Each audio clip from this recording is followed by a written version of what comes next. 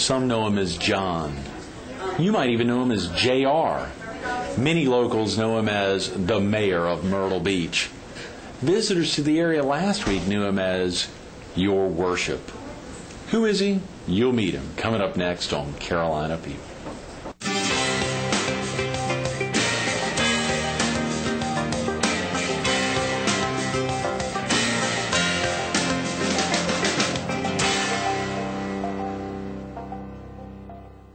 Good morning. Welcome to Carolina People. This morning we're at Carolina Trust Federal Credit Union on 21st Avenue in Myrtle Beach. We're focused on all things Myrtle Beach, and we're visiting with its mayor, the Honorable John Rhodes. Good morning, John. Is it okay if I call you John? Yes, instead of the Honorable? No, honestly, I promise you, I've almost forgotten that I had a first name. I mean, it's nice to be Rhodes. It's nice to be, looked at and called the mayor. But I've always been John or J.R. all my life. So is that right? Yeah. But I tell you what, what I really like is the way the Canadians do it. Oh yeah, Your Worship. Oh, come on now. Is that the mayor is Your Worship? Your All Worship. the folks who were in last week from Canada. Yeah. That is tremendous. Yeah, I had a lot of fun with that.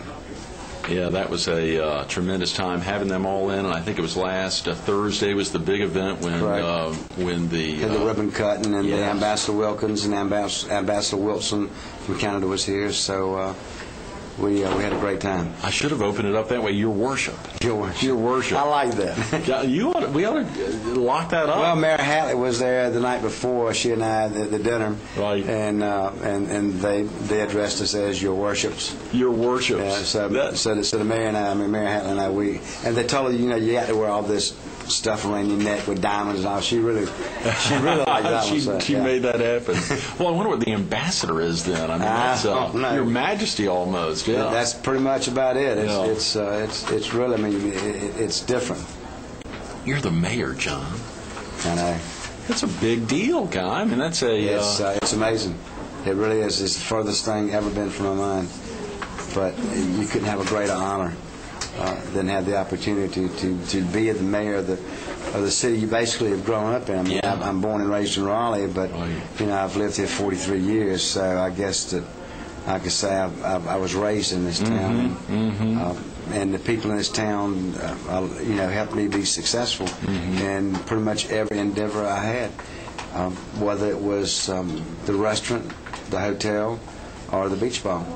So I'm very fortunate from that. This gives me an opportunity to pay back, to put something back in, to really, hopefully, to be able to take us another level and not be like most, I guess you say, politicians, because I'm not a politician. I'm basically just me.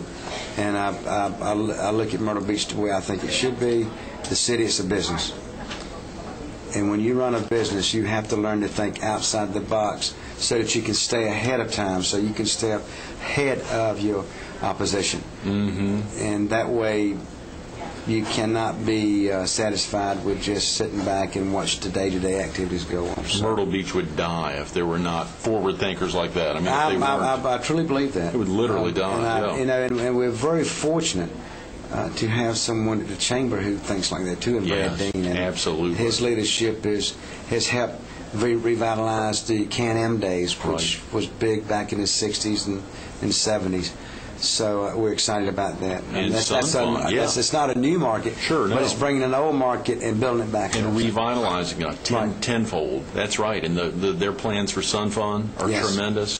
And how the Myrtle Beach Area Chamber of Commerce can interface with not only the city of Myrtle Beach, but the town of Surfside, the city of North Myrtle, the city of Conway, how it can really be the Myrtle Beach Area Chamber to get everyone together. It is. And you see, Brad and I both have the same responsibility. When we speak, we don't just represent Myrtle Beach. Right. We represent the entire Grand Strand. We're fortunate to be located, I'm fortunate to be the mayor of Myrtle Beach. Brad's fortunate the chamber is located in the city of Myrtle Beach. But we have to understand that when we speak, if it's something that's newsworthy that goes out of the AP, it comes from Myrtle Beach. Right. And so therefore we have to be very, very careful as to who we getting on.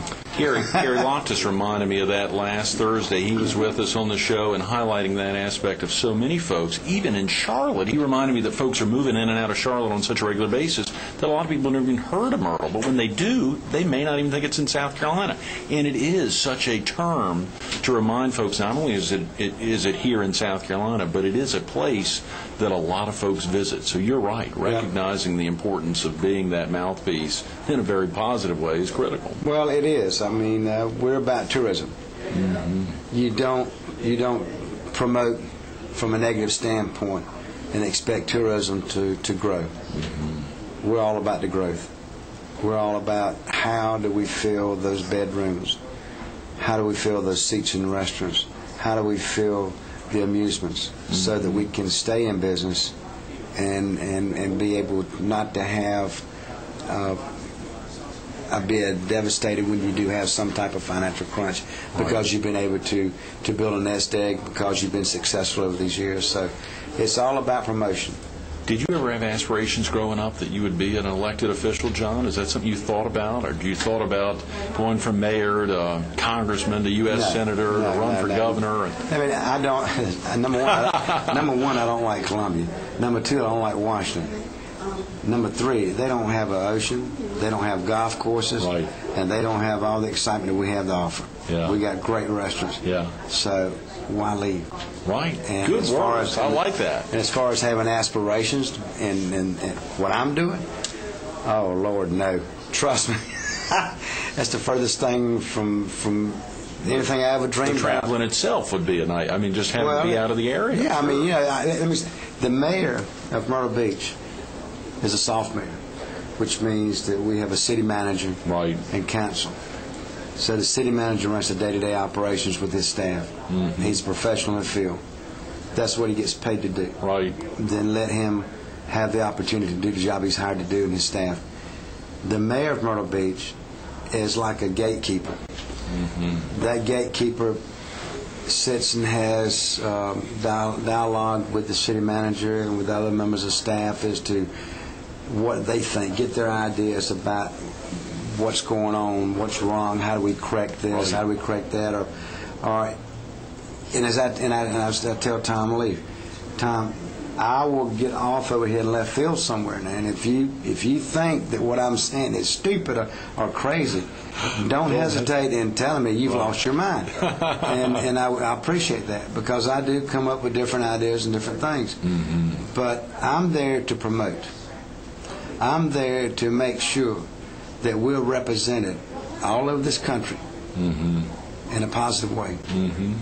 And that I'm going to be able to deliver the message to the public what we have that's great in Myrtle Beach to offer you, and that we need you to come visit here. Since we have a strong city manager, you did point out one thing, though, or you made me think of one aspect there. Who hires that city manager? City council, obviously. City council hires the city manager. Not that is something that would change any time. Obviously, down the road, 30 years from now, Tom would contemplate retiring. Sure. Don't try to fix it. No. He's a tremendous city manager. We were broke. Right. We were broke. And we were broke on city council because we had no communications going on. And communication is the most important part of success, whether it's in business, whether it's in a relationship, or whether it's in city government or state government or county government. And I'll give you for instance. We had a meeting with the Accommodation Association, Hotel Association, back about a month ago over at NASCAR Cafe. And I was there with the mayors on the coast. And I asked them in front of them, I said, I want to ask you a question. I said, now, I've only been in office for a year. Right. Y'all have been in a lot longer than I have. Have you ever had your representative on county council to come and sit with you and ask your council, what do you need? What message can I take back to the county government to try to help out? What a great And thought. not one of them said yes. And I looked at the audience and I said, this is going to change. because can you represent your city that you're elected to represent by hearsay in the Pancake House? Mm-hmm. Or do you go and directly and say, I'm here as your servant for this city, elected by the residents to represent you in county government?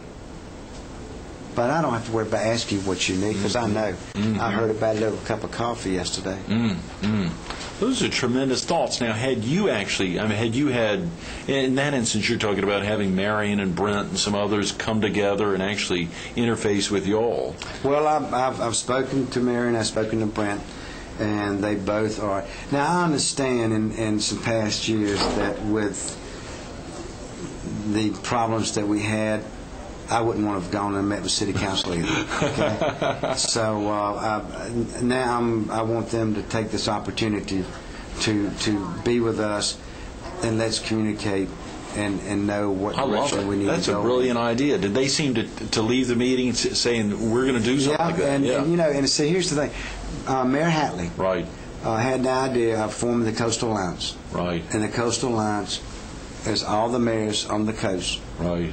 Mayor Armstrong, Mayor Hyman, the Mayor of Briarcliff, and myself, Mayor Hatley. We meet once a month. That's tremendous. And we sit and we talk about our problems. We talk about what's coming up down the road, whether it's outfalls or whether it's a festival coming up or whatever. Mm-hmm. So that we understand what we need to do to make sure that this coast is run properly and that everybody is on the same page. Mm-hmm. So we're telling the council members also, and also our delegation, that we need for you to come and sit with us, not every month, but once every 3 months. And we know that it's hard for the delegation to do that when they're in session, because they go in session on Tuesday. Mm-hmm. But we are willing to change our meeting from a Thursday to a Monday when they can come and meet. Mm-hmm. We had no problem for the mayors coming together on a Monday. Right. And just sit down and say, guys, we need your help in Columbia. I love it. Or, and Congressman Brown's representatives and Senator DeManton and Senator Graham, their representatives have to come. I spoke with a representative the other day, a senator in Washington. I'm not going to mention the name. Mm-hmm. And their representative said, have you met our representative in South Carolina? I said, no, I haven't. Been there a year.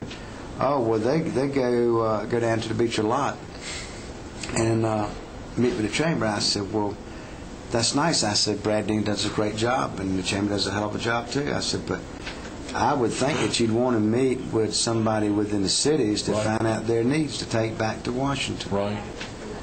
And that's exactly what I expect. Mm-hmm. And if you don't, then how can I endorse you and try to get votes when you want to run again? Mm-hmm. If you haven't taken the time to see what our needs are and to be considerate in that way, then I'm sorry, I can't be considerate in helping you. And if you're not doing anything for us now, doesn't matter how mad I make you, because you ain't done a damn thing for us already. Right. And that's just the way I feel about it. Maybe I'm wrong, I don't know.